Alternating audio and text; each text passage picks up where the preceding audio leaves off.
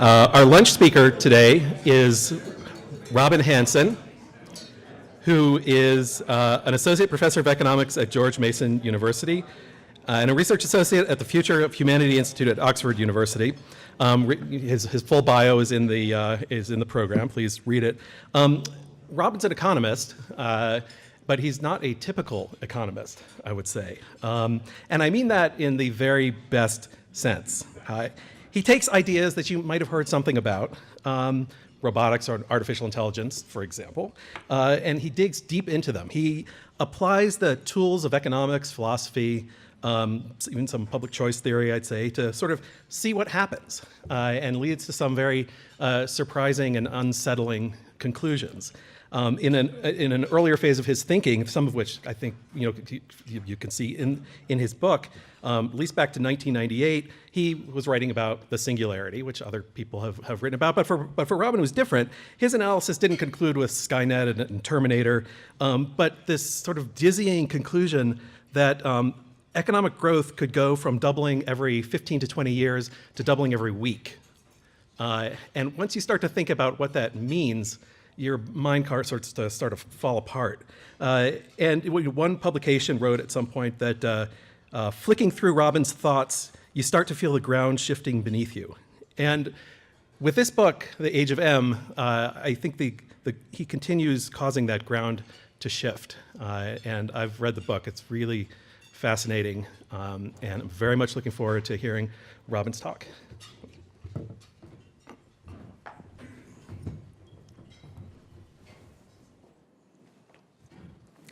This is your comic relief.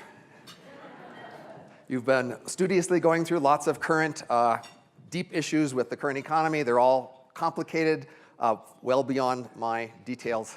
But I'm going to take you away from your current lives and look at a much bigger picture.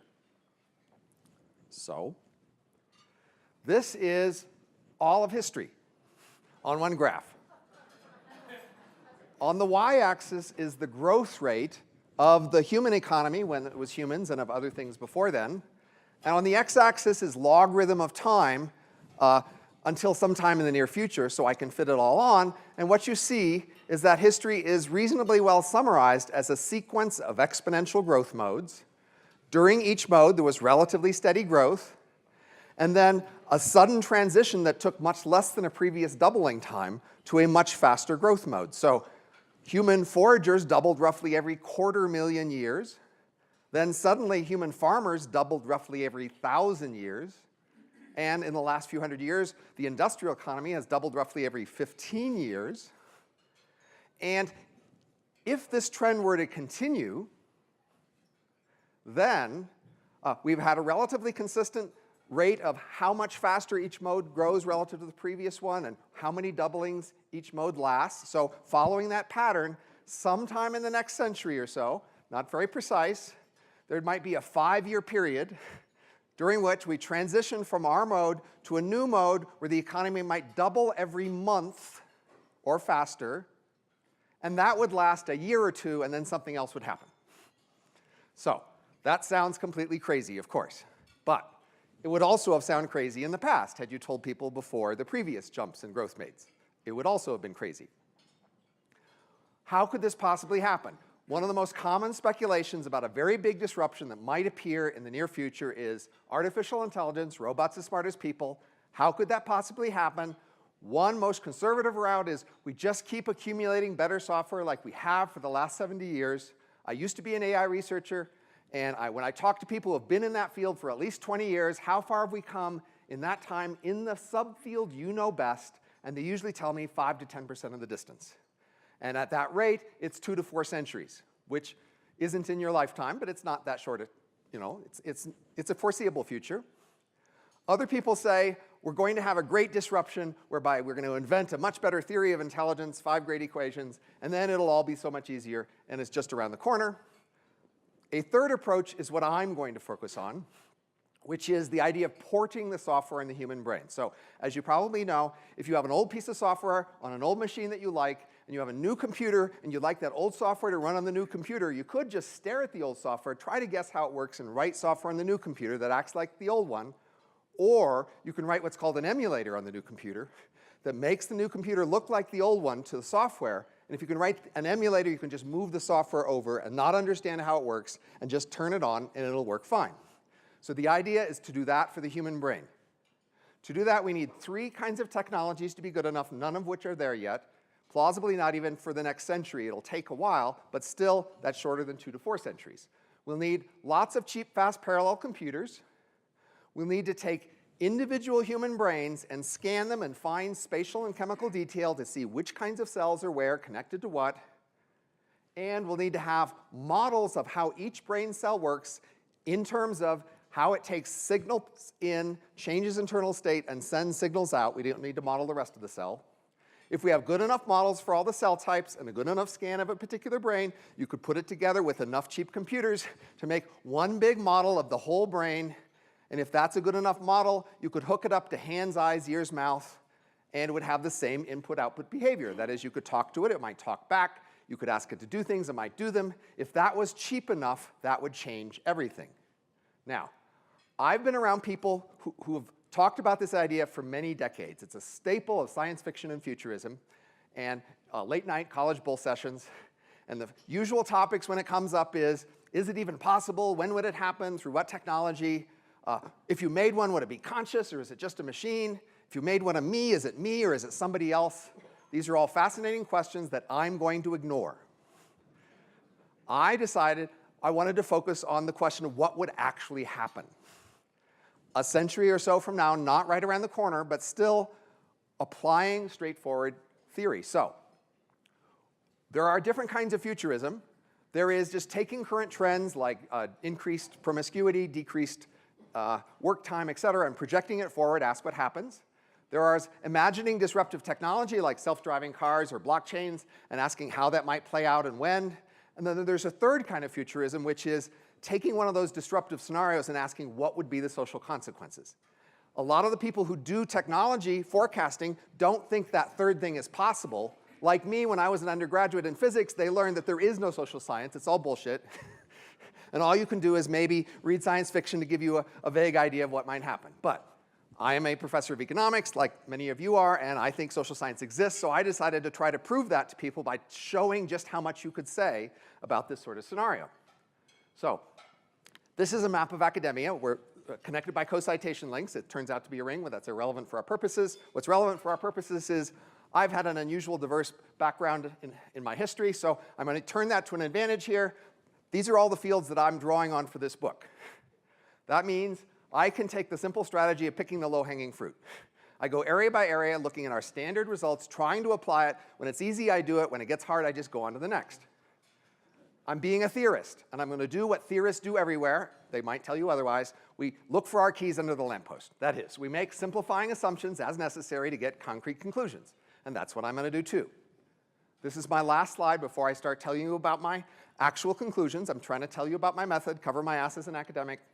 So first of all, I'm trying not to be creative or original other than by asking an unusual question here. What would actually happen?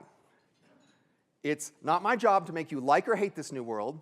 I'd rather it sounded kind of like a history textbook or a business case book than a science fiction movie or a comic book. I'm just going for what's the path of least resistance, the most likely thing to happen. In this world, most things happen to the robots. Not that much happens to humans. We'll talk about humans, but it's going to focus on the robots. We're going to look at the next era after ours. I'm not going to tell you about the entire history of the universe for the next trillion years. That's not my ambition. I think I'm being ambitious enough to only try to tell you about the next era after ours that's as different from our era as the farming or foraging eras that came before us. It may only last a year or two, after which I don't know what happens and I won't tell you what happens. It's just the age of M.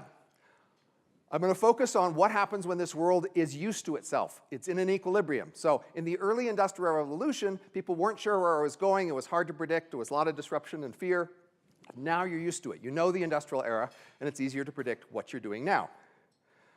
As usual, as economists, I'm going to do supply and demand. Our standard assumption, competition, lots of competitors on the buy and the sell side, and relatively low regulation. It's not to say there should not be regulation. It's that it's our usual first cut analysis. Finally, the emulations themselves. You could imagine taking them apart, combining some guy's music with somebody else's sport, and third person's Christmas vacation memory, but no, I'm going to assume you can't do that. They're black boxes, so you can turn them on, turn them off, erase them, copy them, run them fast, run them slow, that's it. So those are my working assumptions. I'm just applying all sorts of standard economic analysis, standard physics, computer science analysis, as many fields as I could find, and I'm just going to tell you now what the age of M is like according to this analysis. Here we go. Hold on to your hats. Emulations, any sort of robot, could be represented as computer files. So I can tell you lots of things about any world dominated by robots. First of all, computer files can be made immortal. So just like your houses and cars today, if you keep repairing them, they could last forever. That doesn't mean you do, so they might not actually be immortal. They're just in principle possibly immortal. We can send electronic signals across the world at the speed of light, so a robot represented as file can also travel across the world at the speed of light. You fear, correctly, that if you kill nature, you might die. Robots made in factories out of stuff dug up in mines know that they will not die if they kill nature, accidentally or not. So they are less eager to avoid killing nature. You can make copies of computer files. That has enormous implications. First of all, it means wages very quickly fall to subsistence level for the emulations, which is well below human wage subsistence level. So humans quickly must retire. We'll talk about that. Because you can make copies so quickly in factories, the economy can grow very fast. In fact, standard economic growth theory says it's plausible that it could double every month or faster. That's not crazy. As long as you can make substitutes for human labor in factories as fast as you can make other stuff you make in factories, the economy can grow much faster. If it takes a year to get to Mars and the economy doubles every month, the opportunity cost in space travel is just too large for most people to bother. So this is not an era of space travel. It's not even an era of much travel across Earth. They're concentrated into a small number of dense cities. They can be really close to each other. Humans must retire. They quickly lose their ability to earn wages. They may, of course, work for meaning, but they don't work for wages. Now, humans start out owning this entire world. If the economy doubles every month, their wealth doubles every month. Collectively, humans get very rich very fast. But as we know, many people don't actually own that much besides their ability to earn wages. If they don't have sufficient sharing, assets, or insurance, they will be in trouble. My safe prediction is because that has varied greatly and from time to place in the past, it will vary in the future. Some places will do okay and some places won't. That's just the safe, simple prediction. Emulations all come from humans originally, so their characteristics mentally and psychologically, et cetera, are within the human range. They fall in love, they get mad, they are creative or underivative, all like humans, but they are not like typical humans. The emulation economy will select probably the few hundred most productive humans, and most emulations will be copies of those few hundred most productive humans. That means the typical emulation is elite compared to the typical human, like a typical billionaire, head of state, Nobel Prize winner, Olympic gold medalist. The typical emulation is that elite in terms of productivity compared to the typical human. We know a lot of things about what more productive people are like in our world, so we can just use that to predict features of these emulations. They are smart, conscientious, morning larks, they are workaholic, they're probably near a peak age of productivity, whatever that is. For us, it's around 40 or 50. They are probably even married and religious. These are the characteristics of emulations. Most jobs in an advanced economy are desk jobs, so most of their jobs are going to be desk jobs. Because they're in a computer and the cost of running a virtual reality is tiny compared to the cost of just running their brain, they will be in a beautifully luxurious virtual reality. It doesn't really cost much more to do that. In their virtual realities, they never need to have pain or grime or hunger or disease. Their bodies are always beautiful. It's gorgeous, nice life there. But notice these are all desks. They're working most of the time. It's a very competitive economy, wages near subsistence level. They need to work most of the time to just earn enough to survive. But they do so in luxury. Many of you, when you were children, you may have thought, I'm weird. The people around me aren't like me. Maybe I come from another planet, and someday I'll meet people from the planet I come from, and then we'll get along. For emulations, this is really true. Because they come from a few hundred most productive clans, they have millions or billions of other copies of that same original human out there in the world who are very much like them. So they can use that as a new unit of social organization for finance, for politics, for law. They are more like each other in their clan than you would be like your identical twin. And so that's a new unit of social organization. This is your life. You start and you end. Isn't that nice? This is the life of an emulation who, every morning when they're ready for work, they split off a number of short-term copies to stand in line at the DMV, call mother, whatever it is that doesn't need to be remembered. And then after those tasks are done, they're erased or retired. We'll talk more about this scenario in a minute. This is an opportunistic emulation. They make copies of themselves whenever there's more demand for those copies, less of others, and they don't really know which copies will end up dominating in the future. This is an emulation who conceives of a design for a large system, and then as they finish the high-scale design, they make more copies, and then they go and make finer-scale design until they've designed an entire system, perhaps a software system. And in this way, an emulation can conceive and implement a larger, more coherent design than humans can today by basically having the same person with the same initial vision do all the details as well. This is an emulation who, for the last 20 years, remembers that every day they only ever worked 2 hours a day. Then they had 22 hours of leisure. Every day when they were ready for work, they made 1,000 copies of this plumber, each of whom did a 2-hour plumbing job, and only one of them went on to the next day. Objectively, this emulation is working well over 99% of the time. Subjectively, they remember a life of leisure. So just because they are working all the time doesn't mean they don't have to see it that way. They can see themselves as living a life of leisure. Today, we have many systems, including software systems, which rot species and biological cells, and even products, which have the feature that as over time they become adapted to a circumstance, they become fragile and harder to readapt to new circumstance. For humans, we start out with fluid intelligence, and then we end up with crystallized intelligence, which knows more but is harder to change. Plausibly, this is a robust feature of human minds. It isn't just due to biological aging. It's because software today has the same feature that it rots. And so emulations probably have a limited subjective career of perhaps a century or so before they must retire. At that point, they are no longer competitive with younger versions of themselves, so they make new copies of younger versions who are trained in slightly newer ways. And so around typical emulations, they will see older and younger versions of themselves. And that will give them a very good idea of their future, where they will live, what job they will have, who they'll marry, because they will see variations on themselves around who are slightly older. This, again, is you, starting and ending. This could be you if, at the beginning of a party, you took a drug that said, that meant that tomorrow and ever after you would not remember what happened at that party. Some people have told me they've done this, not I. Now, the question I have for you is, near the end of this party, will you say to yourself, I'm about to die, this is terrible, how did I get myself into this?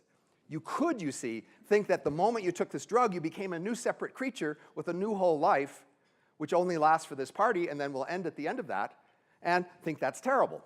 Or you could think you are still the same person, just later on, the you who you will be just won't remember these events.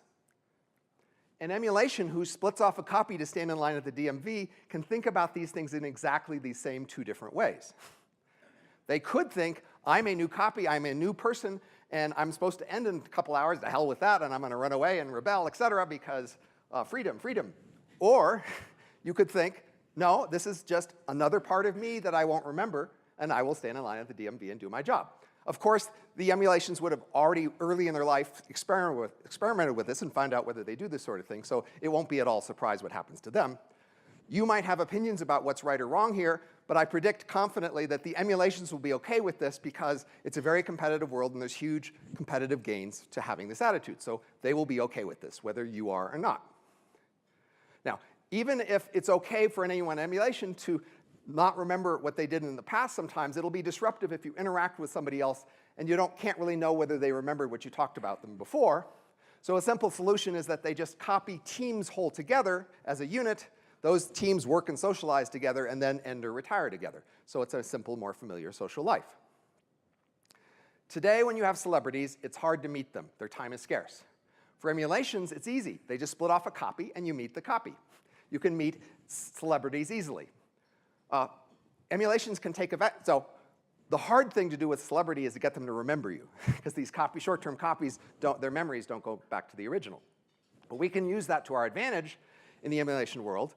Say today the president says, we must invade Iraq, and you say, why? And they say, sorry, can't tell you state secrets, you'll just have to trust me. You're not sure if you can trust them. For emulations, however, the president can split off a copy, you can split off a copy, both of you go inside of a safe.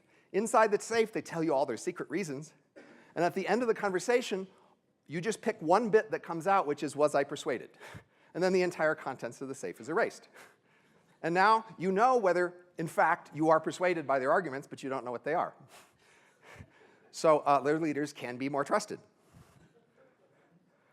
This is your life. You start, you have a training period early on, you have a work period, and then you retire. Emulations have the same 3 periods. However, they can train a small number of copies and then make many copies of those to do work, so they can lavish a lot of expense on the early training period. M children are more like celebrities in the sense that many adults remember their childhood, child celebrities. And then when they want to retire, if they're not rich enough to afford a full-speed retirement, they can retire slow. So over a wide range, it costs twice as much to run twice as fast, or it only costs half as much to run half as slow. So if you're poor, you can just retire slow. You don't have to starve to death. And this creates a whole hierarchy of emulations. That is, they can run plausibly up to 1 million times faster than human or down to 1 billion times slower than human, all within this linear range. They'll probably clump at certain speeds because they want to interact with others at the same speed, and they will pick speeds that are appropriate to their jobs. And higher speed M's are higher class in many ways. They have more wealth, they know things first, they win arguments, they host meetings. And so this is a class hierarchy by speed. And in fact, it's much easier to argue that faster M's are in fact better quality M's. There's not much argument about that. So at the high end of this, we have high class M's. At the low end, we have mostly retirees who are slow, and they are like the ghosts of our literature. So as you might remember, ghosts in our literature are creatures who are all around. Sometimes, if you choose so, you can interact with them, but there's not much point because they can't influence much, they don't know much, they're kind of obsessed with old things, and what's the point? And so that's what this world of ghosts is for most emulations, a vast cloud of very slow, cheap emulations around that nobody cares to talk to. All right, so cities in our world give great value, as you know. We clump together into cities, but we don't all clump into one big city because there's limitations on the size of cities. In particular, traffic congestion is a major cost in bigger cities. For emulations, they have much less traffic congestion costs. And so, in fact, they can only cram into a small number of dense cities because they can interact in virtual reality all the way across the city without really noticing where they are. Now, roughly, they'll typically run at 1,000 times human speed. That's a trade-off between if they run too fast, they can't interact in virtual reality within a city without noticeable delays, and if they go too slow, their career is not over within a century, and then most of their training is lost. This is my last summary slide here before we open for questions. I know from past experience you're all eager to evaluate this world, to decide if you like it or not. But I caution you, your ancestors would have loved or hated your world differently depending on what they had heard about it first. I recommend that you think carefully about this world, maybe even read my book, which I have a few copies here, to decide what to learn about the details and decide about. But to give you a quick summary, I'll say on the plus side, mostly they live and work in virtual reality, no grime, disease, hunger, their bodies are beautiful, they're not very afraid of death. They have a vast population who finds their lives worth living. Some of you may say, I couldn't live in a small town because there's just not enough going on there. I need my big city. They think that about your cities because their cities are so much larger and more intricate. They can afford much more art and stories and drugs, and they have a larger economy, can afford more such things. They are just highly able and virtuous. On the other hand, they are living at subsistence wages like pretty much all humans have ever lived and almost all animals. They often split off these spur copies that just end. There's more inequality of wealth and classes. They live in more bureaucratic firms with more layers of middle management and rules. There are perhaps less nature, less space travel, less democracy, more religion. This is the age of M. It's not my job, again, to make you like it or hate it. It was just my job to tell you the most likely scenario if you did nothing to stop it. That's the age of M.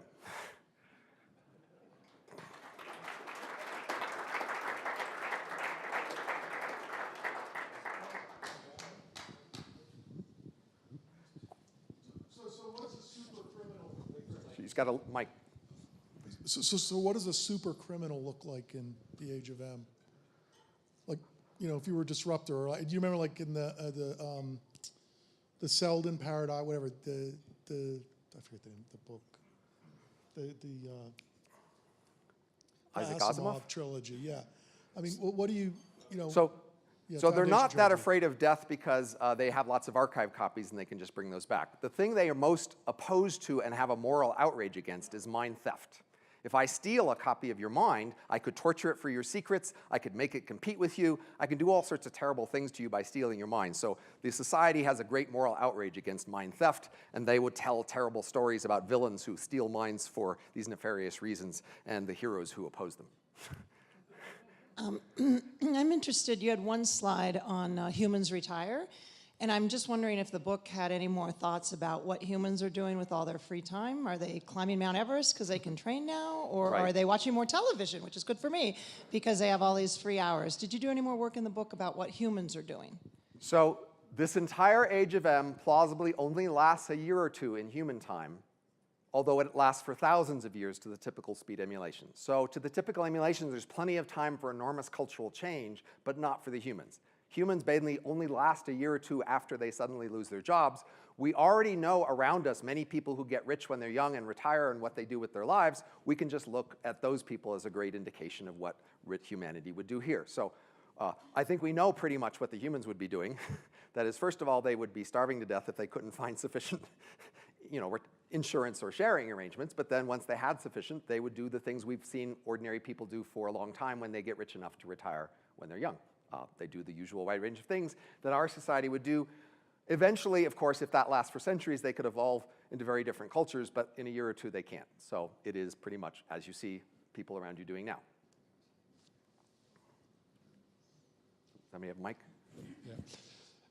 Yeah. Are you familiar with Nick Bostrom's books? Of course, yes. Okay, well, I thought you probably would be. So he says all this represents an existential threat to mankind. And we're not watching TV. We're getting liquidated for the larger computer world that will exist. And he poses all sorts of really different. It's basically, the classic sell your soul to the devil for 3 wishes, and you always end up losing. It's incredibly difficult to solve this problem, and I was wondering if you had any thoughts about it. Many thoughts. So I'll just mention a number of the risks that are outlined in Nick Bostrom's book, Superintelligence, which is a fine book.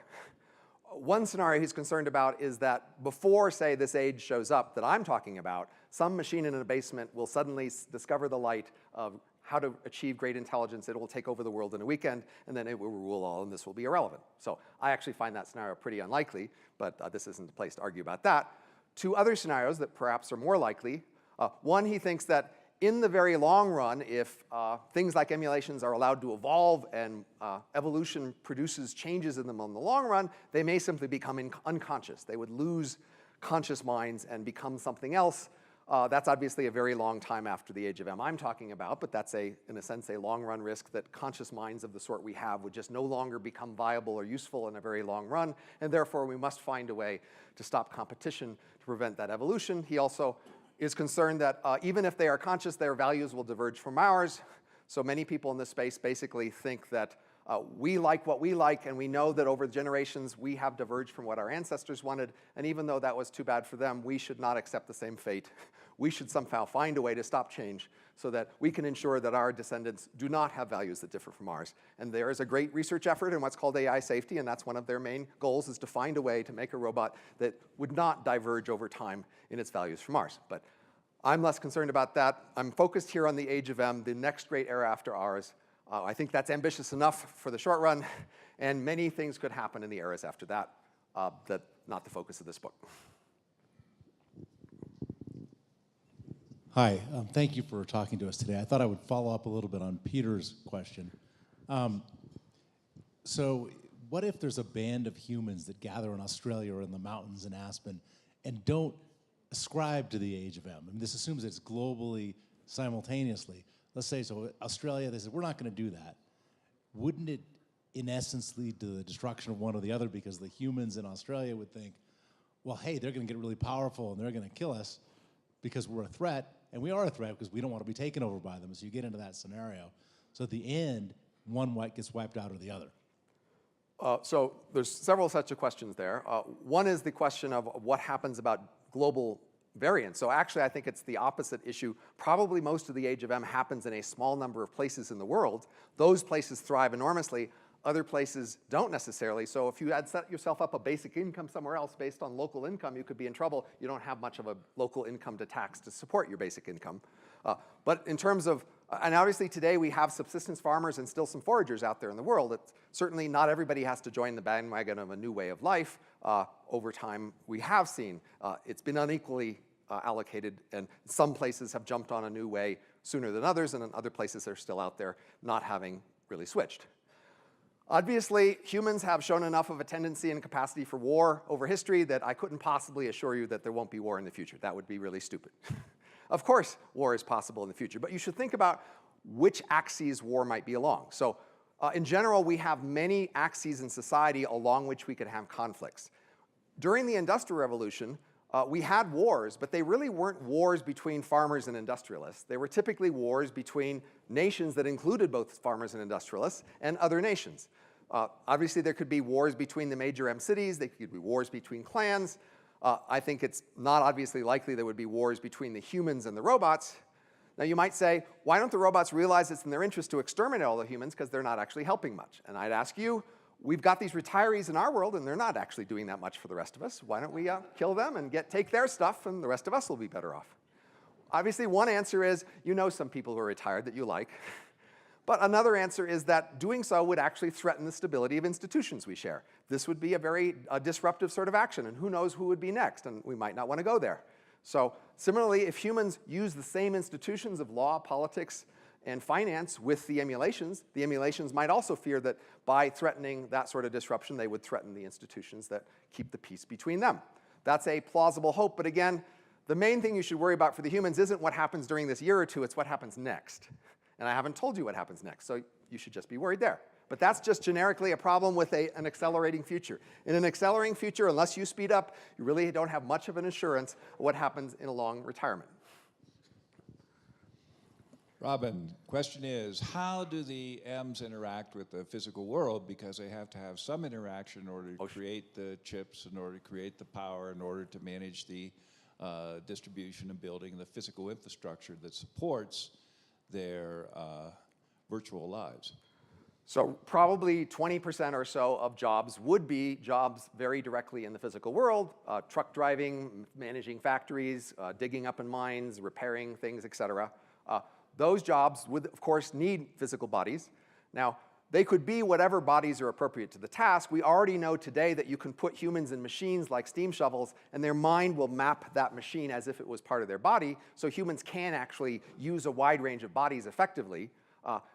So its question is, what kind of bodies would they actually use? It's whatever is most appropriate for the job, and those would be trade-offs, but it's relatively cheap to give an emulation a body compared to the cost of just making their mind, so it doesn't seem to actually be a great limitation to give them a wide variety of bodies. Even today, people using like video game controls can actually do quite a bit, and people have teleoperated machines far away, and so it looks like just ordinary human minds are quite capable and flexible enough to manage a wide range of bodies, so that's not a problem.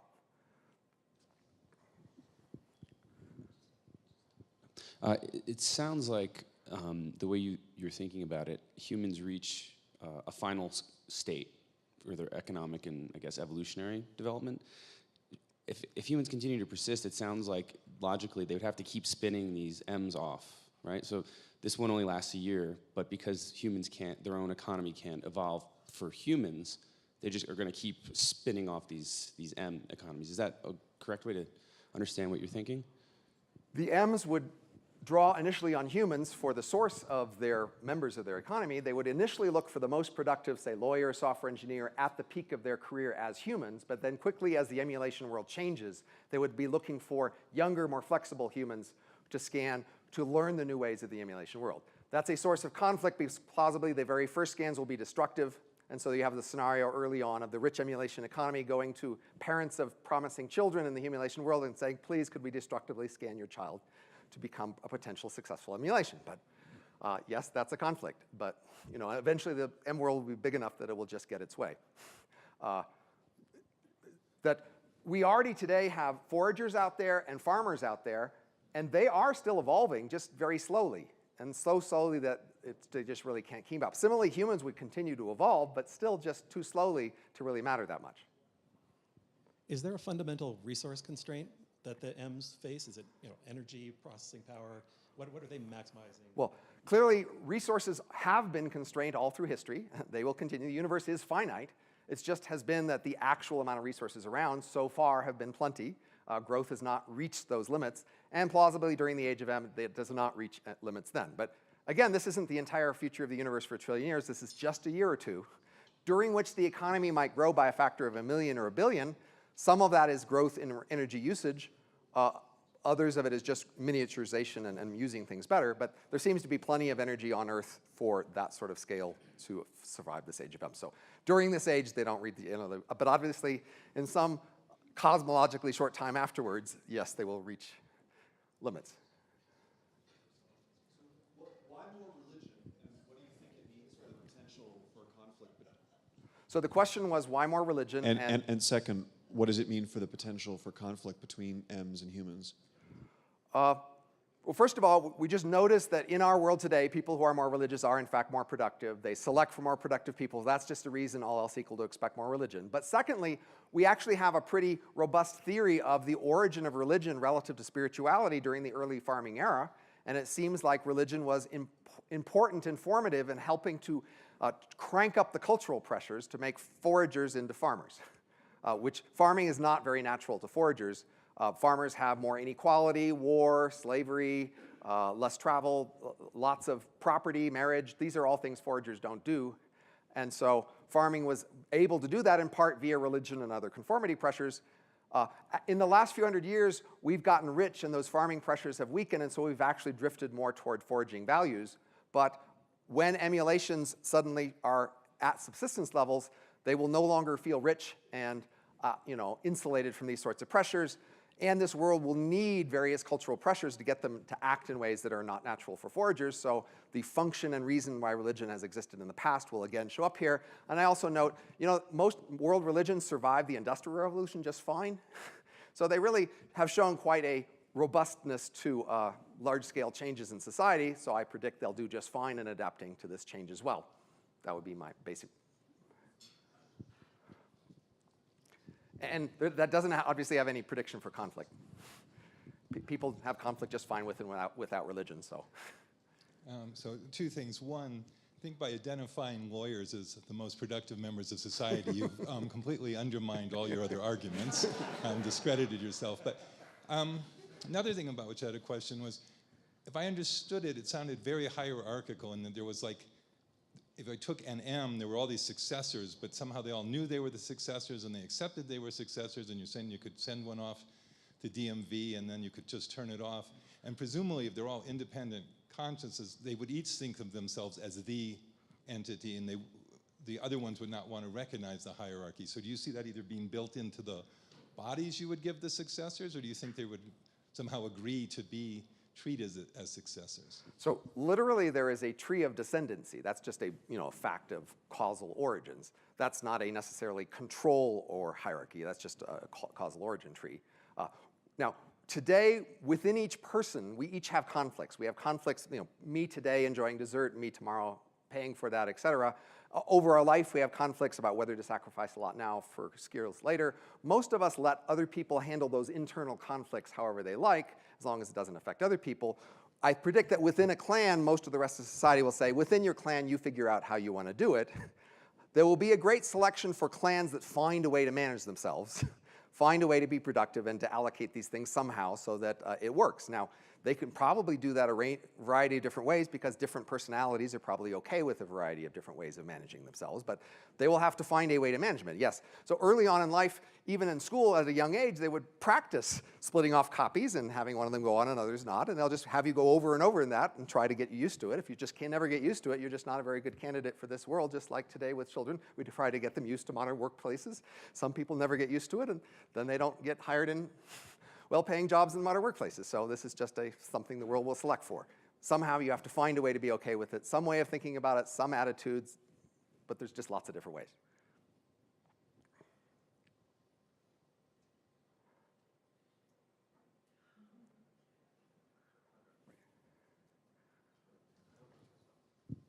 Well, thank you for bringing us back to college and late nights over lots of drinks or other things. What about creativity? You know, we look back at history, there are unique individuals, their children don't seem to have the same characteristics often, that change the world in dramatic fashions through science, art, or whatever. Do you just see the ability for emulations to emulate these incredibly creative, unique individuals? And if so, what's the relationship between the individuals and the environment to create that sort of creativity? So clearly, humans have a capacity for creativity, so Ems would as well. Some humans have more capacity, so for the kinds of jobs that most need creativity, say marketing, they would select for those emulations to be more creative in those jobs. A related thing which you might have in mind is diversity here. So there is a huge reduction in diversity from 7 billion humans to a few hundred humans, which are the model for most of the workers. So you might have asked, won't that reduction in diversity implicitly reduce the creativity? That is, it reduce the variety of styles of thinking and the variety of things available. And yes, almost certainly. Now, today you probably noticed that most actual workplaces are typically trying to reduce the diversity and creativity in their workplace in terms of, styles of thinking and information sources. That's a kind of diversity that we know is productive. But on most teams, most other kinds of diversity are actually hurt productivity. Gender, age, ethnicity, et cetera, they tend to hurt productivity. In most product markets today, they are in fact pretty concentrated, as you and I tend to know. They're supplied by a relatively small number of suppliers. Labor markets is an exception today, just like, say, farming markets even, because there's just such a wide diversity of workers. But I predict this economy will want the level of variety that we typically have in product markets today for labor, and that's less than the actual available for the humans. That's why they'll be okay with a few hundred sources. But they will be paying a cost for it, but they'll be getting a better benefit in standardization and predictability, which is a benefit we often like in most product markets and manufacturing today. If I could just follow up. By creativity, though, I was also really thinking about the unique individual. And I don't mean just for producing something that's creative, but rather a completely different way of thinking about things. Einstein, Newton, somebody who comes up with something that is really quite extraordinary. With the lack of diversity you're talking about, presumably the opportunity to have that unique insight and thought would be materially less. Is that correct? It depends on how much it matters, like how you're trained in your experiences. So today, we are different genetically, but we're also just different culturally because we had different early life experiences, different work environments, et cetera. So the emulations, even though they come from only a few hundred humans, they can have enormous diversity of training and work environments and things like that. So that could produce a wide diversity in styles of thinking and ideas for things. But yes, of course, you'll notice that humanity has created a great reduction in diversity of biology, right? There's all these species on the planet, but this one species is trying to fill all these niches, and that is a great reduction in diversity. And even Western civilization is crowding out many other cultures on the planet right now. And again, that's a great reduction in diversity, but the world seems to think that's a price worth paying. Who am I to argue?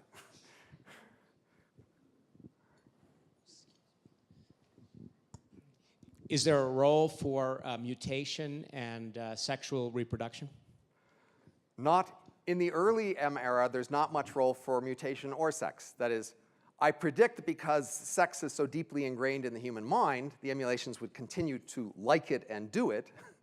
And in virtual reality, they have many advantages, but it's not the basis of reproduction, so it's not sort of the basis of the society and how things get created. Similarly, for mutation, as you probably know, most product markets, we generate a lot of new product variety, but mutation isn't really one of the main sources of our product variety in most product markets.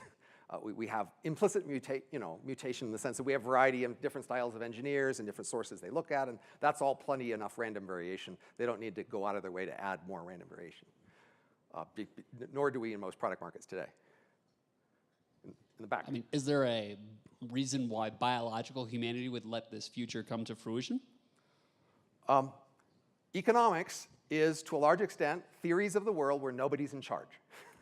That's simple supply and demand. So you might have noticed, many people have mentioned, like Kevin Kelly, that basically over the thousands of years we've seen so far of technology development, mostly we never took a vote and never had a committee to decide which technologies we wanted to appear.